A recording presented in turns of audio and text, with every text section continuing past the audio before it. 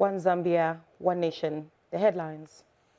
Zambia, Japan call for deepening of ties.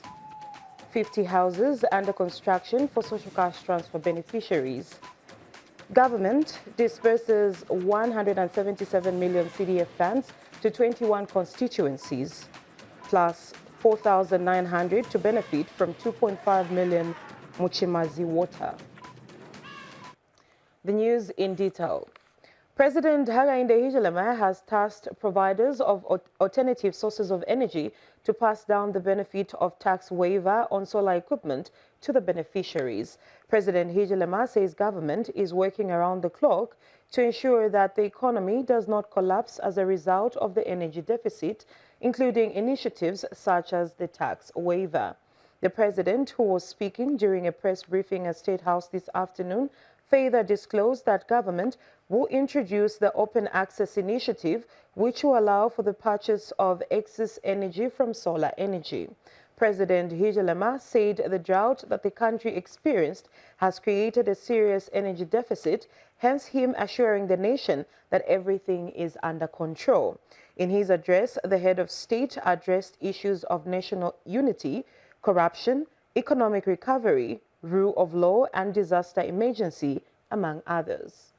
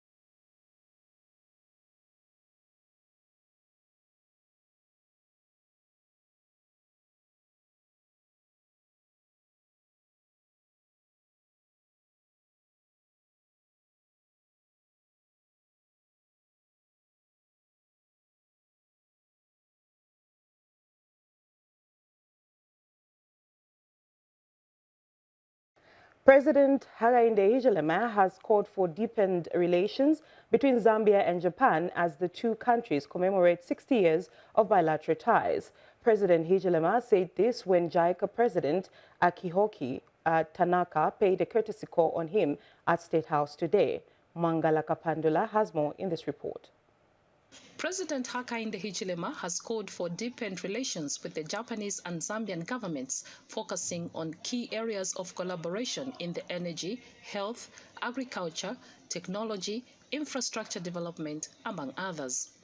President Hichilema further shared his vision of the country through economic transformation and expansion with the view of growing the economy for job creation. Mr. Hichilema said this when Japanese International Cooperation Agency, JICA, President Tanaka Akihiko paid a courtesy call on him at State House today. Drive for the economic expansion is anchored on the understanding that we need the infrastructure backbone to allow, and I like the word you used, to facilitate businesses for them to see viability, because we have roads, access roads, we have energy, basic infrastructure, but also I want to focus on the water harvest.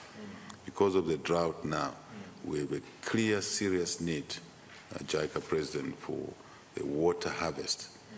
We do have drought, yes, but we know the rains will come. When the rains come someday, we should be able to harvest that rain. And JICA President Dr.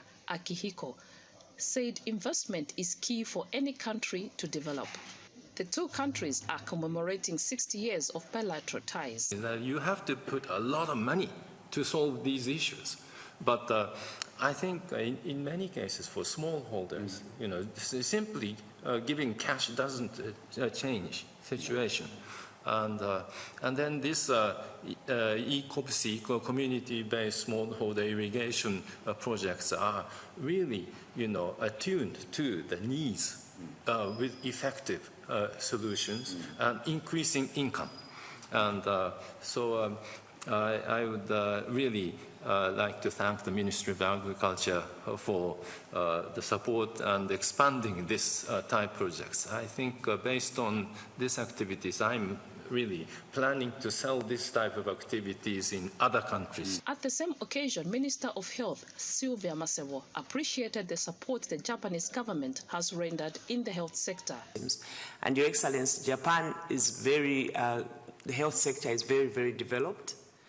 And since you yourself, Your Excellency, has already decentralized our primary health care to the district, I'd like to also, through Your Excellency, ask that it would really help if the JICA can continuously help us to strengthen our health systems, to make our systems better, and to be able to give quality health care, which His Excellency has declared as an emergency by asking us to ensure that all our health centers, he wants them upgraded by including a maternity annex. And Minister of Agriculture Mutolo Piri said the sector is looking forward to enhanced irrigation systems to facilitate for small-scale farmers, and also the need for exploration in the energy sector.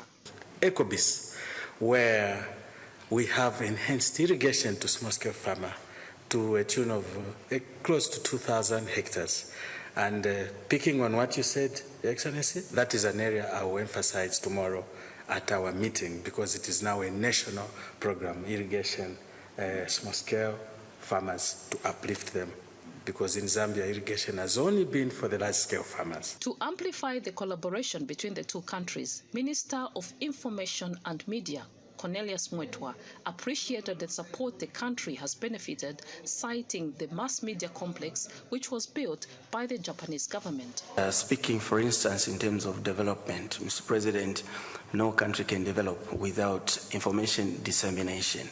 And the mass media complex, which is the backbone of Zambia's broadcasting services, was built by the Japanese, and that has been the backbone through which governments in the last 6 decades of Zambia's existence has relied on to communicate to the public, to share information, to educate, and to be really the foundation upon which government has been able to interact with its citizenry for the country country to be a going concern. So we're very grateful that they have come in this very special year where we are actually celebrating 60 years of Zambia's independence as well. For ZANIS News, Mwangala Kapandola reporting in Lusaka. President Hakainde Hichilema has echoed his commitment to ensuring that democracy thrives in the country, saying he appreciates the role the Carter Center is doing in Zambia as constitutionalism and the rule of law are important. The president said this during an engagement with Carter Center Chief Executive Officer Paige Alexander and her team at State House today. Mwangala Kapandula brings us more in this report. President Hakainde Hichilema has echoed his commitment to ensuring that democracy thrives in the country. The president said this during an engagement with the Carter Center Chief Executive Officer, Paige Alexander, and her team at State House today. Election observation missions in our country, in our region, SADC, for which currently this fellow speaking here chairs the Troika, the Committee on Politics, Defense and Security, which is very important to our region. Security, peace, security, stability is very important for economic, social development and democracy all around those issues. So it's extremely important that the center continues doing the work it's been doing. Mr. Hichilema appreciated the role the Carter Center has been playing in enhancing democracy in Zambia, as constitutionalism and the rule of law are important. Human rights, rule of law, and constitutionalism, all of those issues, and very important to us. But specifically what the Carter Center has been doing to enhance democracy through obviously one of the key functional aspect of health democracy is elections, free, fair elections, and all of that stuff. So we're very grateful for that work that the Carter Center has been doing. We know that the center was instrumental in the transition from our one-party state towards 1991 to a multi-party state. And Ms. Alexander amplified the deep relations that the Carter Center has with Zambia. So we opened an office here in 2019 working on participatory rights, and then President Carter's grandson, Jason Carter, who's the chair of our board, brought his family here last year. So there's a deep Carter connection with Zambia that goes very far back, and we are really thrilled to be here. The Carter Center is a non-governmental organization founded in 1982 by former U.S. President Jimmy Carter. For ZANIS News, Mwangala Kapandula reporting in Lusaka. Government says it is implementing strategic interventions aimed at restoring microeconomic stability, enhancing economic efficiency, and ultimately boosting private sector-led economic growth through enhanced investments. Minister of Finance and National Planning, Stumbeko Msokotwane, has reiterated government's unwavering commitment to supporting and collaborating with the private sector in the country. The minister said this when he officiated at the Zambia Association of Manufacturers ZAM pre-budget meeting in Lusaka. Muna Chivende has more in the following report. The Zambia Association of Manufacturers ZAM has held a pre-budget meeting aimed at harmonizing the private sector's perspective with the country's national budgetary framework for 2025. Minister of Finance and National Planning, Stumbeko Msokotwane, who officiated at the meeting, highlighted some of the strategic interventions implemented by the government aimed at restoring macroeconomic stability in the country. On the debt, which of course has been a big barrier to investment attraction in this country. Who wants to go and invest in a country which is seen to be bankrupt? After almost 3 years of hard work, I think we are there. The debt with official creditors done and sealed. The debt with the bond holders, as some of you may have read in the international media yesterday, past few days. After the agreement that we reached with the representatives of the bondholders, those representatives went to present those proposals to the entire body of the bondholders. There's no doubt whatsoever in my mind that the squeeze that we're feeling today is a temporal one, because the major thrust of this economy, as we know, is mining. Okay? The major thrust of the locomotive of this economy is mining. Those mining problems, one by one, they've been solved. It has taken long because there were so many legal challenges that were left behind. So many legal challenges that were left with previous investors and so forth. That's why it has taken long. But as we speak, we all know Opan is back online. And Zambia Association of Manufacturers Vice President highlighted some of the challenges that the manufacturing industry is currently experiencing. We are acutely aware that the country is currently undergoing a challenging period, influenced by external factors such as climate change, which have negatively impacted the manufacturing sector. These challenges have made it extremely difficult for industry players to operate efficiently. Therefore, the association has organized this meeting to outline some of those challenges for your consideration in the next year's budget. The presentation we will make today summarizes all submissions from the manufacturing sector. Distinguished ladies and gentlemen, beyond sector-specific challenges, the manufacturing sector has also been significantly affected by other factors such as the current electricity disruptions due to reduced electricity generation from low water levels. This has forced manufacturers to reduce their production capacity due to the lack of a critical input into the production process, power. Meanwhile, various members of ZAM presented their submissions. Be positive. The future is bright. We may have these challenges now, but how we think today will help us have a better future. And therein for us at Zambia, food security, local sourcing, and value addition continues to be key. So in terms of the equation, we are looking at VAT. I'll talk more about that. But also, like I said, promoting local production, therein lies taxes and jobs. So it's not only the smugglers that is a big problem, but illicit alcohol being produced here. And with all the, as the minister mentioned, everything that has been happening with the economy, the recent research that we just saw for the first quarter of 2024, we have been seeing an increase in illicit alcohol consumption, which is not good, not only for the population, because illicit alcohol ends up killing and losing sight and many other implications, but also for the governments, because they don't collect any type of tax, and for all the manufacturers. So our first ask is to increase the minimum volume of bottled spirits from 200 ml to 700 ml. This measure would ensure that spirit alcohols are not consumed in situations that would result in personal and public harm, such as a while on the job. Increasing the minimum pack size from 200 ml to 750 ml would also restrict accessibility to alcohol by underage consumers, a demographic that represents significant participation in illicit alcohol consumption in Zambia. Munachwende for ZANIS in Lusaka.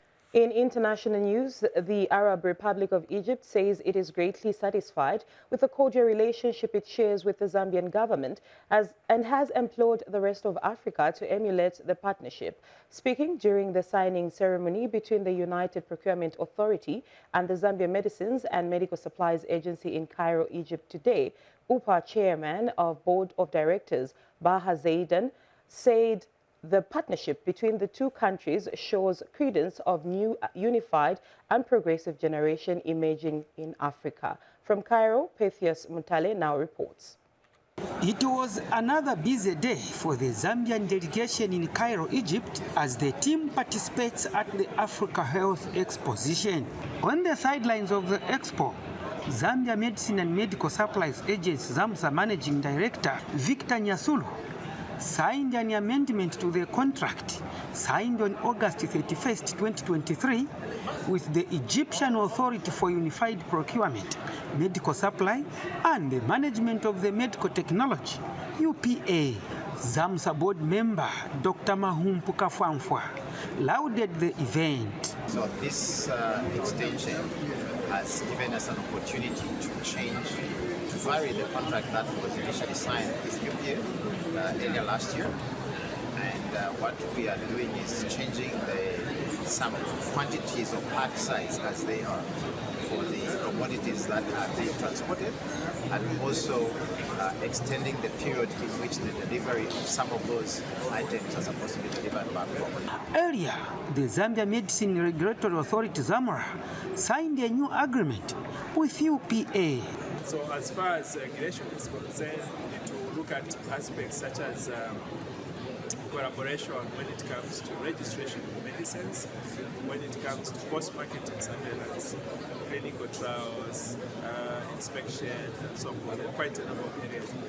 UPA Chairman of Board of Directors, Major General Dr. Baha Aujin Ahmed Mos Zaiden, lauded the partnership. When we met with our brothers from Zambia for inspection, was done in Egypt before the shipment of the products. Indeed, this cooperation between Zambia and Egypt is a true testimony that a new unified progressive generation has emerged in Africa. Pethias Mutale for ZANIS News in Cairo, Egypt. And has started building 50 houses at a cost of 22.5 million kwacha for beneficiaries of the social cash transfer scheme who do not have proper accommodation in Central Province. Provincial Permanent Secretary Meona Mwanakampwe has since inspected 11 of the houses being built in Mkushi district. Here's a report. Aged and vulnerable, Felita Mkolwe has been benefiting from the social cash transfer scheme in Mkushi district. A widow with 4 children and a number of grandchildren, Felita has been benefiting from the government social protection program since 2016.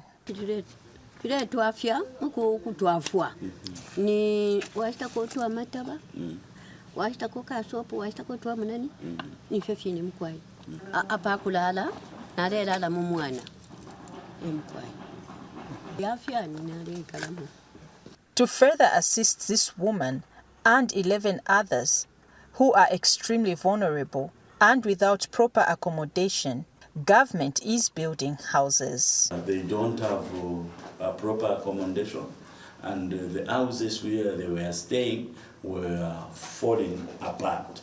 Therefore, their names were recommended that they become beneficiaries of the 12 houses in the district. The contractor, Sen's General Dealers, says 95% of the works have been completed. We're supposed to finish 24 here in Serenge, Mkushi and Serenge, and altogether it's supposed to be 52 houses. Central Province Permanent Secretary Meona Mwanakampwe has inspected the houses under construction. You are spending a minimum of 450 to build something that looks like a kitchen. And so for us, the quality of works, the type of workers that we find on the ground is something that is questionable. It shows that you are playing laissez-faire towards government programs that are meant well to alleviate the poverty. Shupekile Nkunika for ZANIS in Mkushi.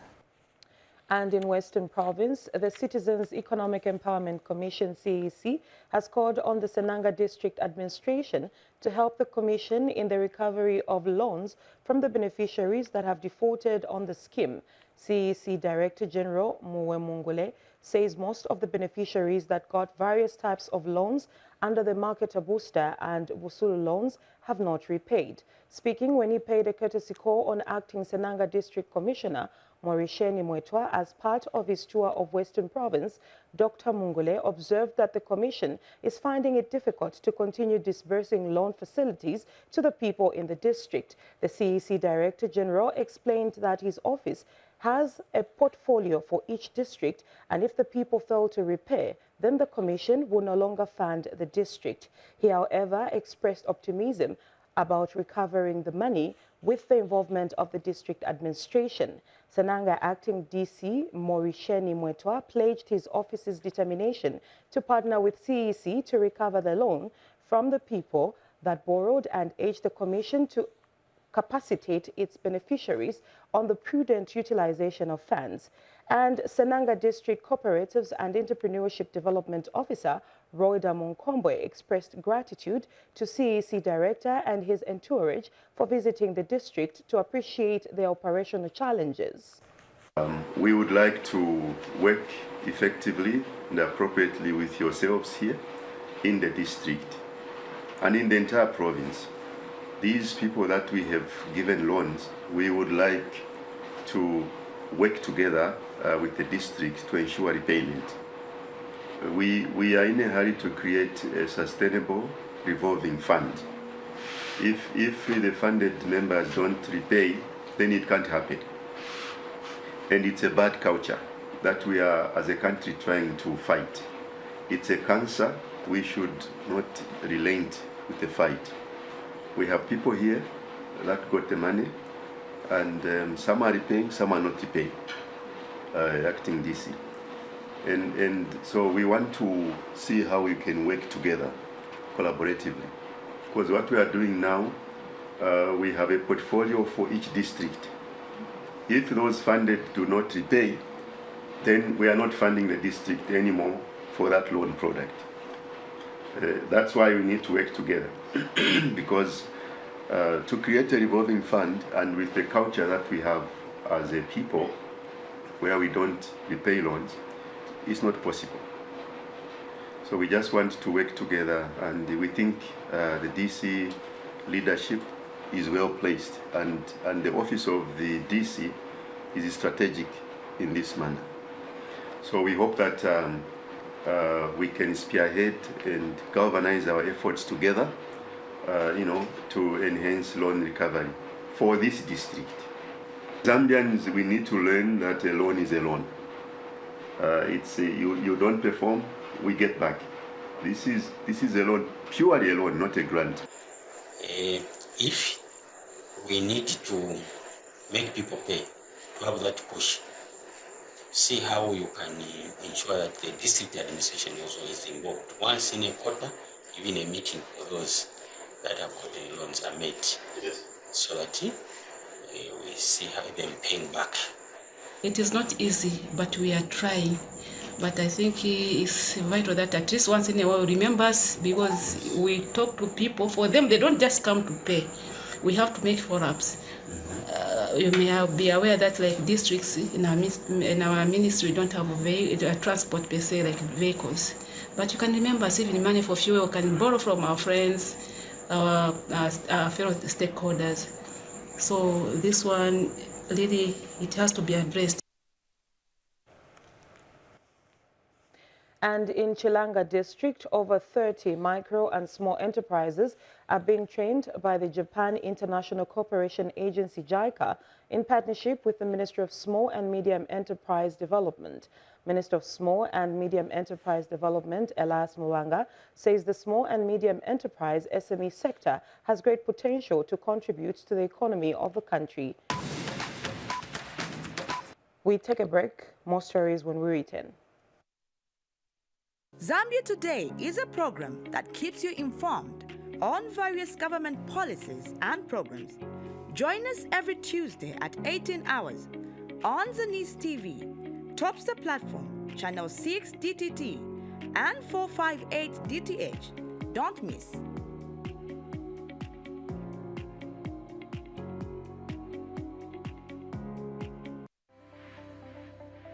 Woman Thou Art is a program that offers counsel to the female folk, sharing real-life experiences and providing guidance to the women and young girls on necessary steps and conducts that will help shape and nurture a sober society.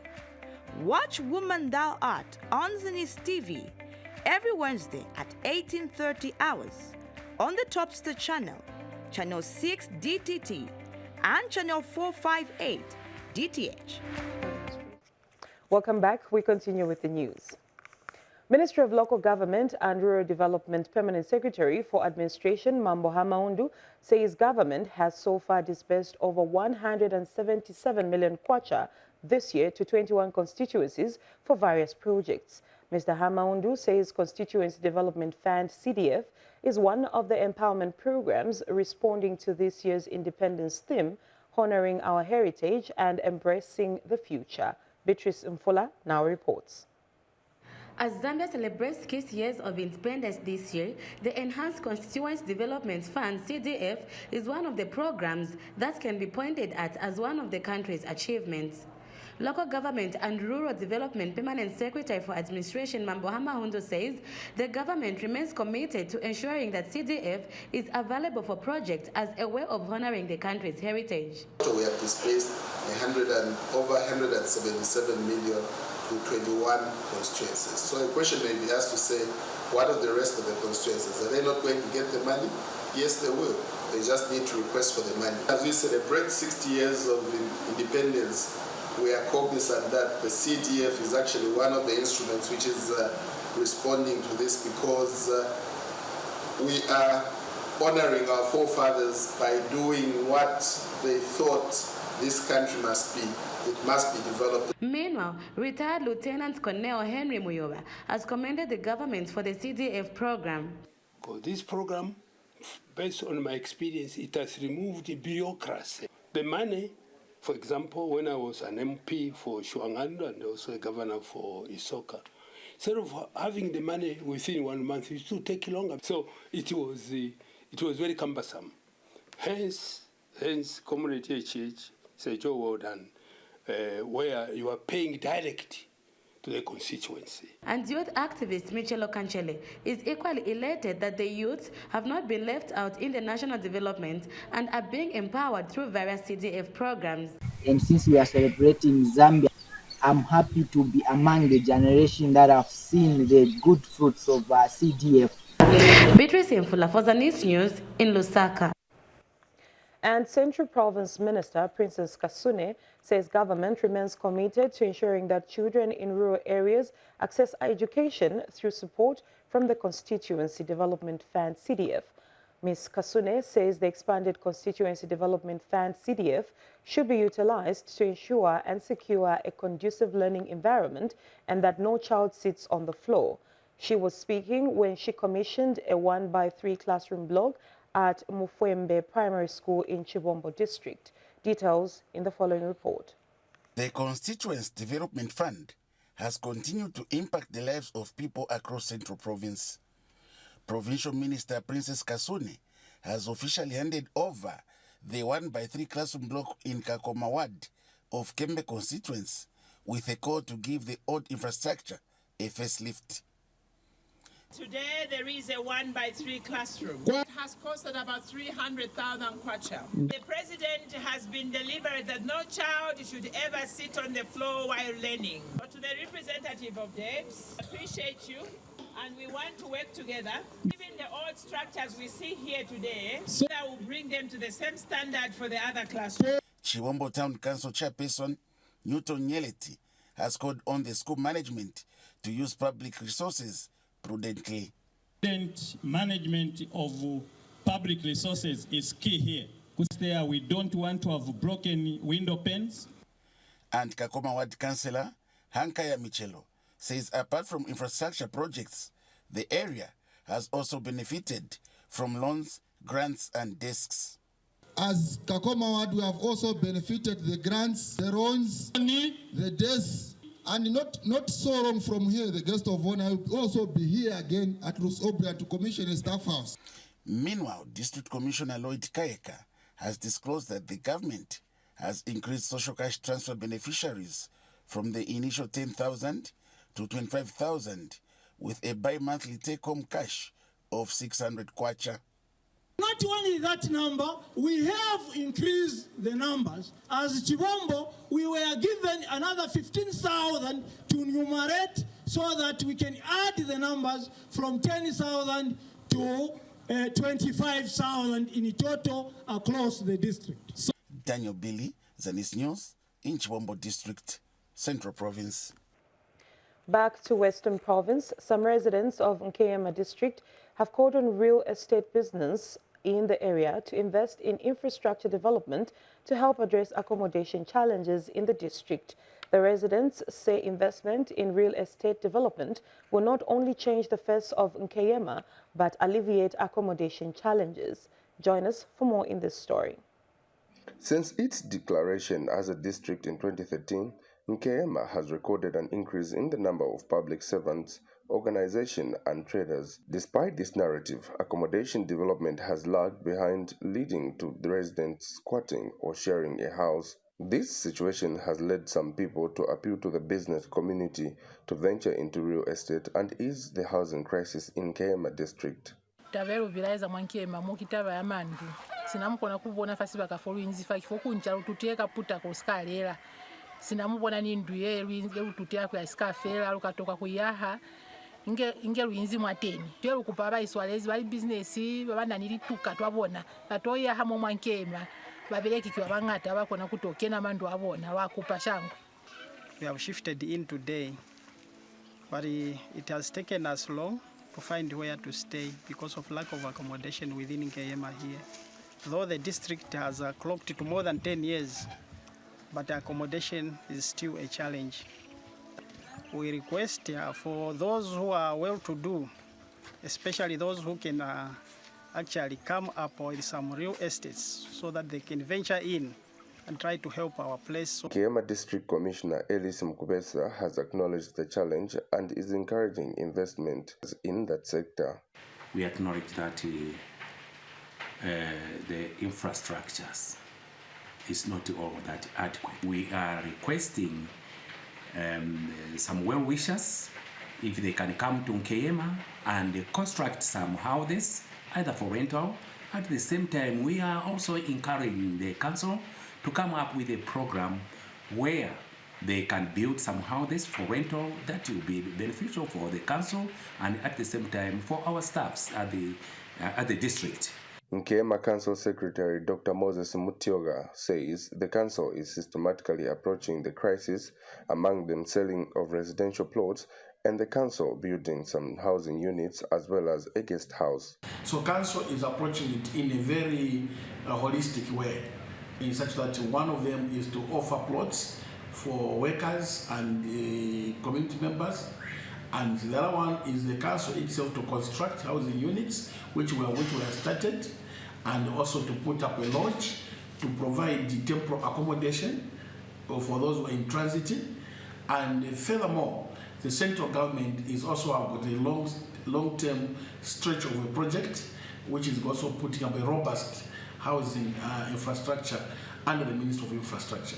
Currently, the Zambia national housing deficit is estimated at 1.5 million units, meaning there is need for the private sector to explore this lucrative business. Enoch Kaneta, ZANIS News, Nkeyama District, Western Province.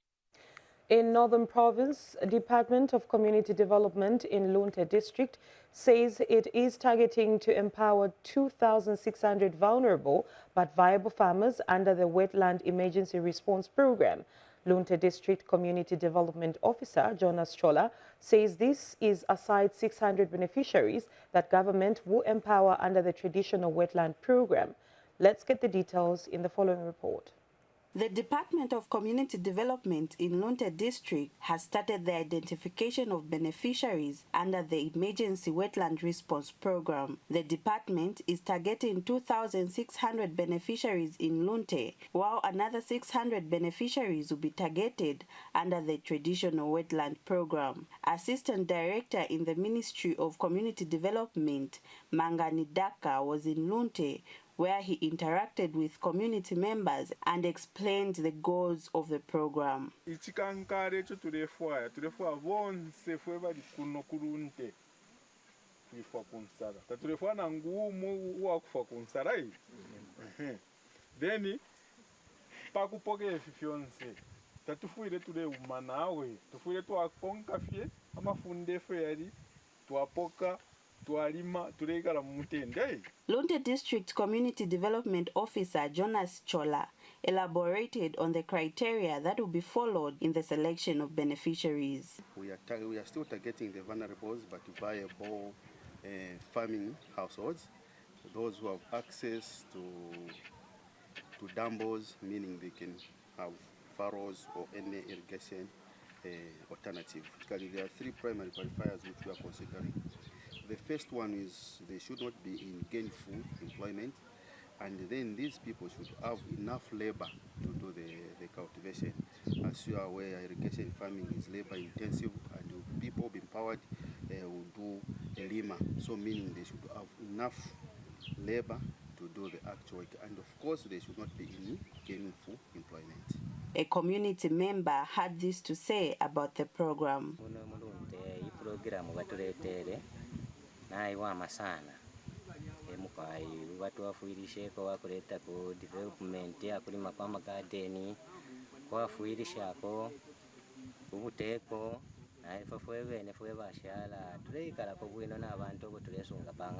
Reporting for ZANIS, Sylvia Zulu in Lunte District. In Eastern Province, government has commissioned the Muchimazi Water Improvement Project in Yemba District, which has been co-founded by Childfund, Davis and Shirtleaf and DuPont at a cost of 2.5 million kwacha.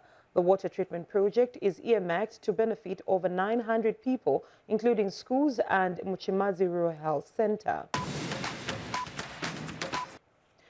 Government will soon start distributing 150 metric tons of white maize in Isoka district to cushion the food insecurity looming in the district.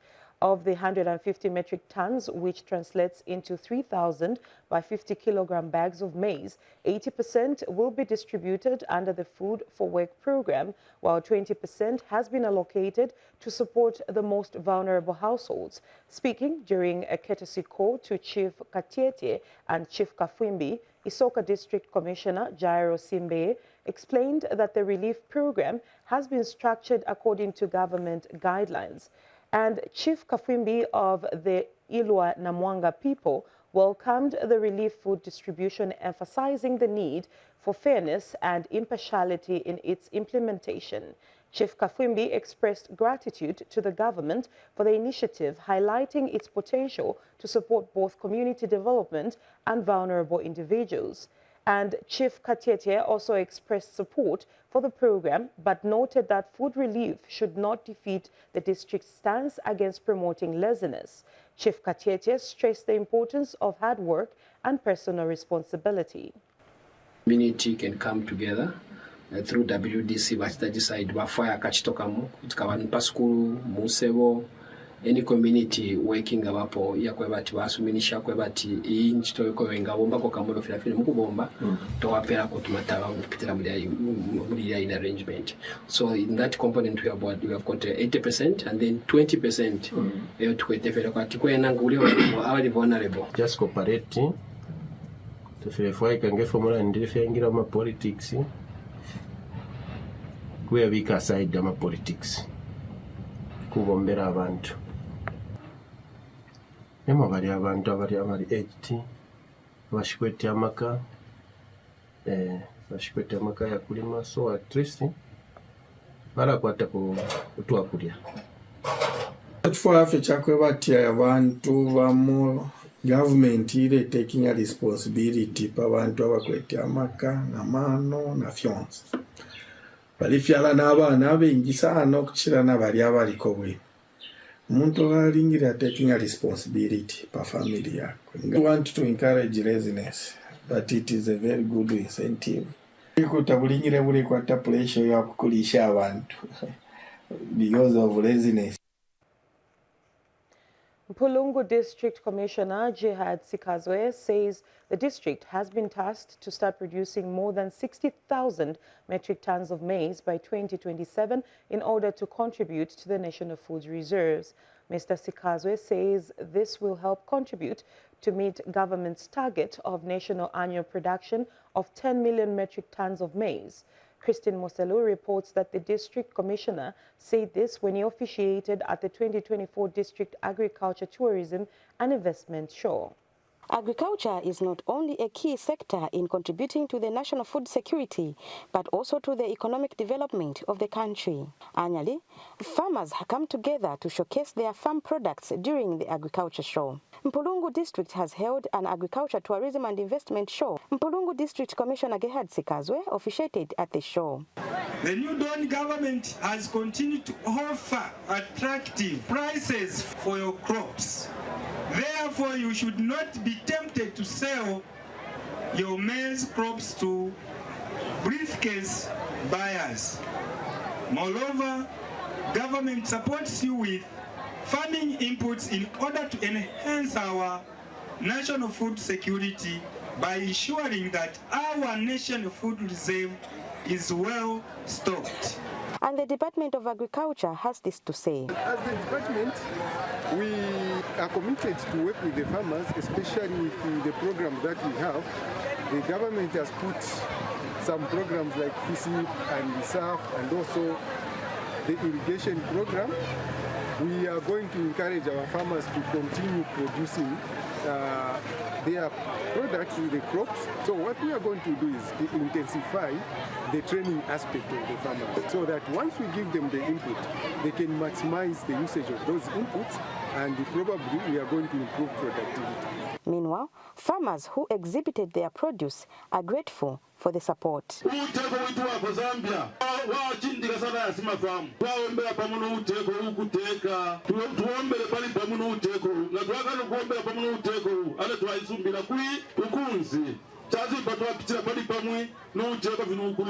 Christian Zelu reporting for ZANIS in Mpulungu.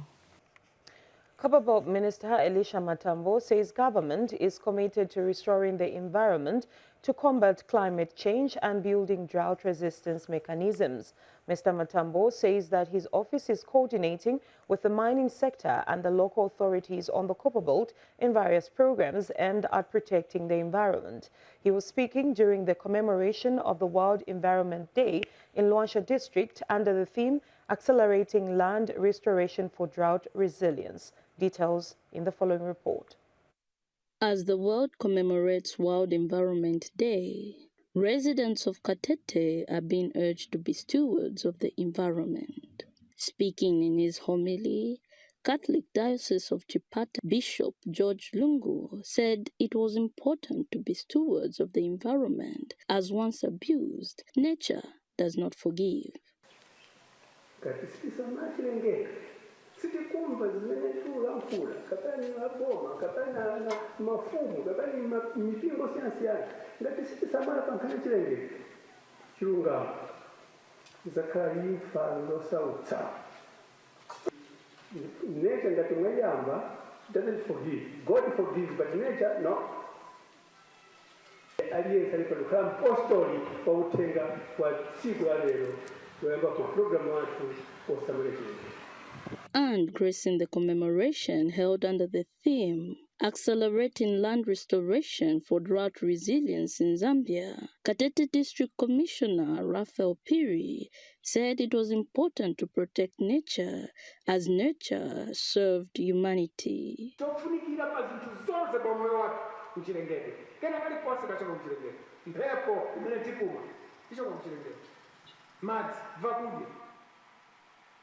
Anachula kumpulza kali konse kamene analenga mulungu olo mudzudzu unaphindu nganalengera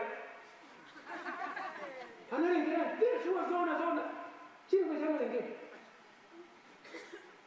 kabuluzi kachaka mnyumba kaonekanga koipa kathandiza kachokera dzudzu njoka yaonekanga yoipa ithandizo lya makosi. Hope Walia, Katete District, Eastern Province. As we end the news, a recap of the stories that made headlines. Zambia-Japan call for deepening of ties. 50 houses under construction for social cash transfer beneficiaries. Government disperses 177 million CDF funds to 21 constituencies, plus 4,900 to benefit from 2.5 million Muchimazi water. That's all we had on the news. On behalf of my sign language interpreter, Imelda Mlea, and the entire production crew, my name is Kafula Salamba. Thank you for watching.